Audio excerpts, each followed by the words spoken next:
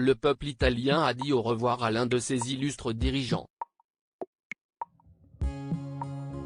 Ce lundi 12 juin, l'ancien Premier ministre italien et magnat des médias Silvio Berlusconi, atteint notamment d'une leucémie chronique et victime d'une infection pulmonaire, est mort à l'âge de 86 ans. Il laisse derrière lui l'image d'un homme aux paroles parfois clivantes, mais aussi celle d'un séducteur enchaînant les conquêtes et les déboires, notamment avec ses fameuses soirées Bunga Bunga. L'homme politique a pourtant juré fidélité devant l'autel plus d'une fois.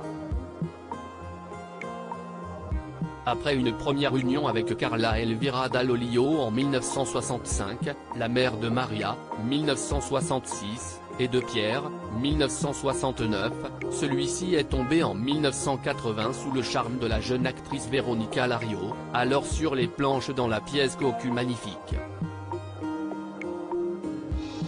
La belle comédienne est ensuite devenue la maîtresse du fondateur de Forza Italia, avant de lui passer la bague au doigt le 10 décembre 1990. Pour le meilleur et pour le pire. De leur union sont nés 3 enfants, Barbara, 1984, Eleonora, 1986, et Luigi, 1988, mais derrière ce joli portrait de famille, l'image du couple a commencé à s'effriter.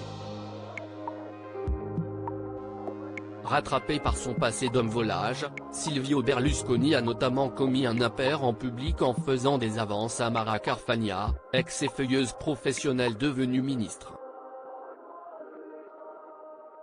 Avec vous, j'irai n'importe où, même sur une île déserte, avait-il prononcé, avant d'ajouter, si je n'étais pas marié, je l'épouserais tout de suite.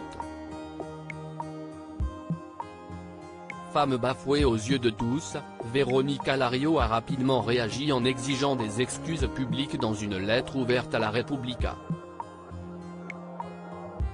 Reblote pourtant en 2009, le cavalier a été aperçu aux 18 ans d'une certaine Noémie Laetitia, une napolitaine l'appelant étrangement papy. La goutte de trop pour Veronica qui a alors laissé éclater sa colère, « Je ne peux pas vivre avec un homme qui fréquente des mineurs ». Leur divorce est prononcé en 2014. Supérieur à ces tragiques décès de personnalités qui ont déjà marqué l'année 2023, Silvio Berlusconi sommé de verser une coquette pension à Veronica le 9 mai 2010, Silvio Berlusconi s'est engagé devant le tribunal de Milan à verser 300 000 € par mois à Veronica Lario, ainsi qu'à lui céder la villa Belvedere de Macerio où elle a résidé suite à leur séparation.